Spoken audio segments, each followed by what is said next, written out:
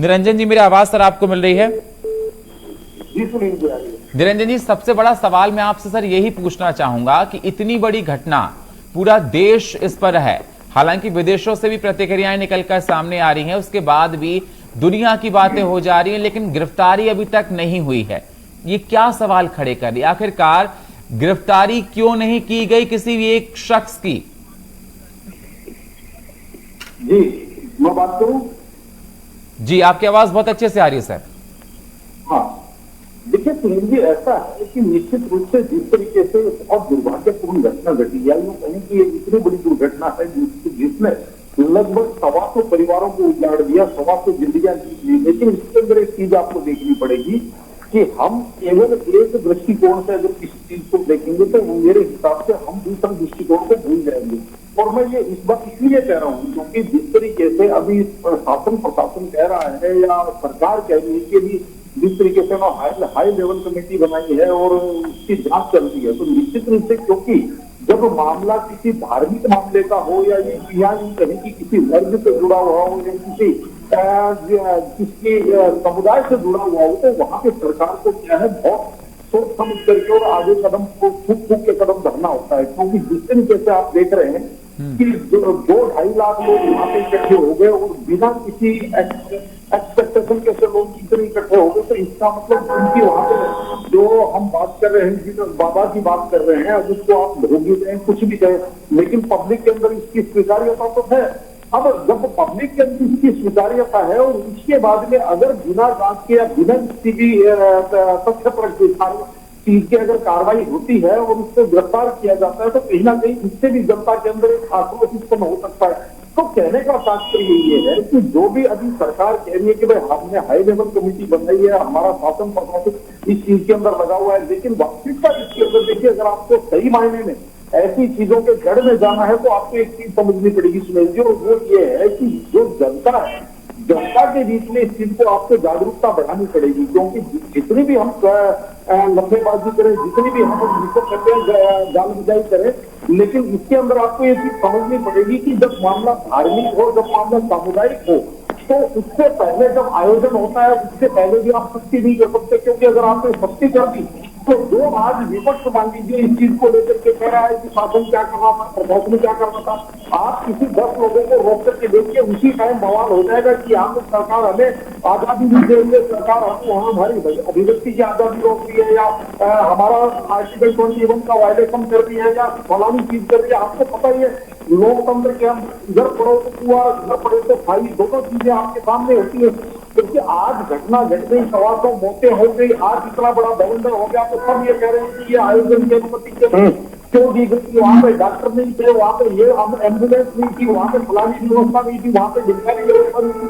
इस चीज की एक्सपेक्टेशन किसको थी कि भाई वहां पे इतनी बड़ी घटना घटेगी कि वहां पे पहले से 150 एम्बुलेंस लगा के रखी जाती, पहले से वहां 150 डॉक्टर बुला करके लाए जाते। लेकिन कहने का तात्पर्य ये है कि सांप मरने के बाद में लाठी पीटने से अच्छा है कि आप जनता के अंदर इस चीज की जागरूकता लाइए कि कहीं पे भी अगर भीड़ होती है तो भीड़ से बचने का प्रयास करें। क्योंकि जहां पे आवश्यकता से अधिक भीड़ हो जाती है वहां पे शासन प्रशासन सारी की सारी चीजें पंगु हो जाती है। क्योंकि आप ये मान के चलिए, किसी भी हॉस्पिटल में अगर हम एक किसी कस्बे के हॉस्पिटल की बात करें या एक किसी शहर के हॉस्पिटल की बात करें या किसी जगह है वहां की स्वास्थ्य व्यवस्थाओं की बात करें, तो सुनील जी वहां पे एक जो जिस तरीके से उसका जो लेवल है उस लेवल की वहां पे सारी व्यवस्थाएं होती है। और वहां पे अगर अचानक से 3000 लोग किसी घटनाक्रम से पीड़ित होकर के अगर हॉस्पिटल में पहुंच गए, तो आप ये सोचिए कि भाई व्यवस्थाओं का अपने आप सबसे चरमराना हो जाएगा। तो मेरा ये मानना है कि जो भी ऐसी घटनाएं घटे, इससे ऐसी घटनाएं ना घटे। लेकिन सर निरंजन जी, एक ही समाधान है, निरंजन जी, जनता को जागरूक करना चाहे आप मैं ठीक है, और उदाहरण देना चाहूंगा आपको कि अब हम देखते हैं कि जैसे गर्मियों की छुट्टियां हुई, आपने देखा होगा सिटी के अंदर किस तरीके से भीड़ इकट्ठी हो गई। तो कहने का तात्पर्य ये है कि जनता को अंधविश्वास जागरूक किया जाए कि साधन प्रशासन जो है वो सीमित है। अगर आप वहां पे आवश्यकता से ज्यादा जा रहे हैं तो कहीं ना कहीं आप अपनी जान को जोखिम में डाल रहे हैं, आप दूसरे की जान को जोखिम में डाल रहे हैं। लेकिन निरंजन जी, वो वाली आपकी बातें सारी सही हैं, लापरवाही बड़े पैमाने पर हुई, जांच का दायरा बढ़ेगा और बाबा के सेवादार पुलिस को आगे नहीं बढ़ने देते, ऐसी बातें निकलकर सामने आ रही। सेवादार थे, पुलिस को नहीं बढ़ने देते, कहते थे कि पुलिस को वीडियो बनाने की भी परमिशन वहां पर नहीं थी। अब मुझे समझ में नहीं आ रहा है ऐसी बातें जो निकल कर आ रही है, पुलिस को वीडियो बनवाने की परमिशन नहीं थी। पुलिस खुद पूरे इवेंट को कंडक्ट करा रही है, उनकी देखरेख में हो रहा, तो वीडियो बनाने की परमिशन क्यों नहीं होनी चाहिए। लेकिन सर मेरा सवाल का जवाब आपने नहीं दिया निरंजन जी। मैं आपसे ये कह रहा हूं, चाहे वो सत्ता पक्ष हो विपक्ष हो, इतनी एफआईआर होने के बाद भी एक भी किसी को अरेस्ट ना करना, क्या किसी को बचाया जा रहा है? पहला सवाल मेरा। दूसरा सवाल ये है सर कि जिस शख्स जो भोले बाबा थे, जिनका नाम निकलकर सामने आ रहा है, जो सत्संग में आए थे, उनका ये कहना है कि पहले से भी उनके ऊपर एफआईआर दर्ज थी, तमाम उनका ऊपर आरोप लगे हैं, रेप के आरोप लगे हैं, तमाम संगीन मामले उनके ऊपर दर्ज हैं। कोविड काल में मैनपुरी में उन्होंने एक सभा की थी, उसको लेकर तमाम सवाल उनके ऊपर थे। ऐसे लोग जो पहले से इतनी बड़ी बड़ी गलतियां कर चुके हैं, तमाम सवालों के दायरे में हैं, उनको इतने बड़े इवेंट ऑर्गेनाइज करने की परमिशन क्यों दे दी जाती है? सुनील जी, दोनों बातों का जवाब मैं शायद आपसे दे चुका हूं, और अगर आप कहें तो मैं दोबारा देता हूं। पहली बात, जिस तरीके से आप कह रहे हैं कि भाई इनको इतनी बड़ी परमिशन क्यों दे दी जाती है, आप किसी के परमिशन रोक करके दिखाइए। आप अपने घर के बाहर एक जगराता कीजिए, और उस जगराते के अंदर आपके 300 लोग इकट्ठे होंगे, आप पुलिस से आप उसकी परमिशन मांगिए। अगर पुलिस आपको परमिशन नहीं देगी, दूसरे दिन से सोशल मीडिया के ऊपर आप ही और या आपके मोहल्ले के लोग जिस तरीके से वायरल करना चालू करेंगे, जिस तरीके से पक्ष और विपक्ष, जिस तरीके से वहां राजनीति होना चालू हो जाएगी कि भाई ये तो जो है ये हमारे समुदाय के साथ खिलवाड़ हो रहा है, या हमारी धार्मिक आजादी के तो प्रतिबंध लगाया जा रहा है, पहली बात। और दूसरी बात, जिस तरीके से आप पुलिस प्रशासन की बात कर रहे हैं, सुनील जी देखिए, निश्चित रूप से हमारे यहाँ सबसे ज्यादा सॉफ्ट टारगेट जो है ना वो पुलिस है, क्योंकि अगर कहीं पर भी कोई चीज होती है तो उन पुलिस वालों को बलि का बकरा बना दीजिए। जो पुलिस वाले 24 घंटे 365 दिन अपने बार त्योहार की छुट्टियां रद्द करके आपके त्योहार मनाने के लिए अपनी ड्यूटी करते हैं, उन पुलिस वालों के जिनके, मैं एक बात और कहूँ सुनील जी, देखिए कहने को हम किसी के ऊपर आरोप प्रत्यारोप लगा सकते हैं, लेकिन आपको एक चीज मैं बताऊं कि आज चाहे आप पुलिस को कितना ही गरियाइए, कितना ही पुलिस को आप दोषी मानिए, लेकिन वास्तविकता ये है कि हम उसी पुलिस के संरक्षण की वजह से सुनील जी और हम रात को शांति से अपने घर पे सो पाते हैं। आप ये सोच रहे होंगे कि मैं रात को कुंडी लगा दी इसलिए वो टूटती को, वो कुंडी को एक रात में टूट सकती है, लेकिन वो ठीक है सर, हम सुरक्षित इसलिए है ठीक है, क्योंकि हमारे यहाँ से आते हैं निरंजन जी आपके पास, आते हैं सर, आते हैं सर आपके पास। निरंजन जी आवाज मिल रही है सर? जी निरंजन जी, जिस प्रकार से देखा जाए एक दूसरे पर बॉल फेंकी जा रही है, टोपी एक दूसरे फेंकी जा रही है, कहा जा रहा है लंबे हैं नपेंगे, इसमें जो दोषी हैं सख्त कार्रवाई की जाएगी। सीएम योगी आदित्यनाथ ने तो ये तक कह दिया कि सेवादारों की वजह से घटना घटित हुई है। देखिए तो निश्चित रूप से हम डेली ऐसे आयोजन हम देखते हैं, और अभी जिस तरीके से बातें की जा रही है, देखिए बात करना बड़ा आसान है। मुझे एक बात बताइए, जो अभी अशोक जी कह रहे हैं या तमाम जो यहाँ पे पैनलिस्ट कह रहे हैं, मुझे एक बात बताइए कि अगर कल को सभ्य बारात की अगर वो आयोजन होता है तो उसके अंदर अगर 10 लोगों को वितरण कर दिया जाए कि आप यहाँ से नहीं जाएंगे, इस कल में आप नहीं जाएंगे, तो क्या उस टाइम संविधान खतरे में नहीं आ जाएगा?